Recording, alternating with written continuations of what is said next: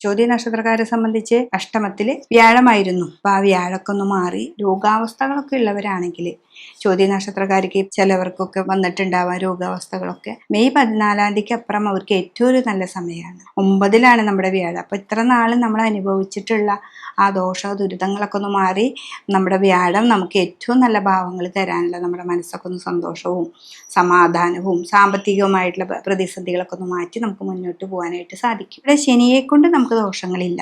പിന്നെ 11ലാണ് നമുക്ക് കേതു. ഇപ്പൊ തുലാരാശിക്കാരെ സംബന്ധിച്ച് 11 കേതു നിന്നതുകൊണ്ട് നമുക്ക് ദോഷങ്ങളൊന്നും വരുന്നില്ല. വിദേശത്തേക്ക് പോകുന്നവർ അല്ലെങ്കിൽ ഒരു ജോലി കിട്ടാനായിട്ട് പൈസ കെട്ടി ജോലിയൊക്കെ എടുക്കുന്നവർ, അവരൊക്കെ ഒന്നും കൂടി ശ്രദ്ധിക്കുക. ശിവന്റെ അമ്പലത്തിൽ പോവാം, നല്ല വടിയെ പ്രാർത്ഥിക്കുക.